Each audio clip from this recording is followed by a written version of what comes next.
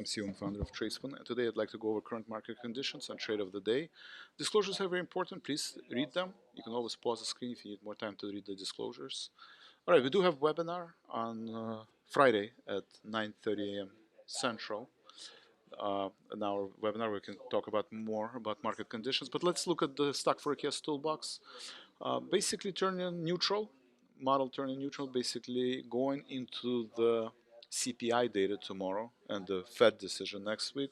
Neutral trend support, key support is at 540. This is a long-term support that we revisited last week low, and 553 is overhead resistance. We're trading in the middle of the range, and we were as low as 543, so it came low, close to predicted low, and 548.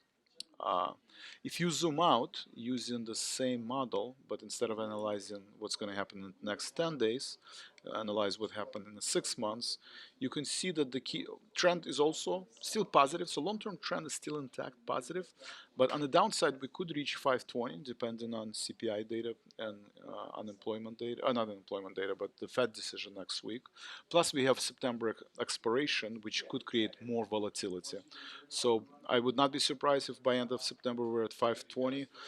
582, I think it's a pattern of lower highs and lower lows. I don't think we're going to reach those levels. Let's zoom in here.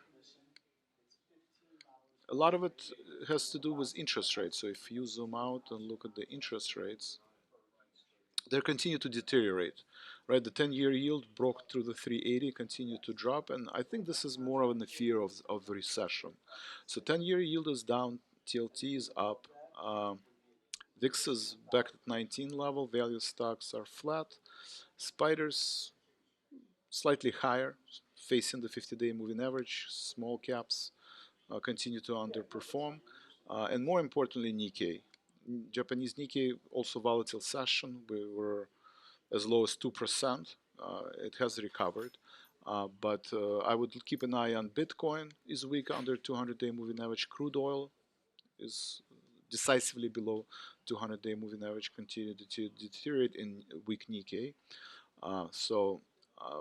And US dollar Japanese pair is also at 142, so continue to deteriorate and the weakness in US dollar.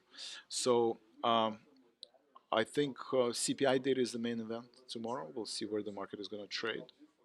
So I would keep an eye on CPI data on Wednesday. And finally, in terms of trade, I still have a hedge. I propose to be market neutral right now. Have long and short position. You can do credit call spread on WM or QQQ, or put spread. You can be long put spread or short call spread,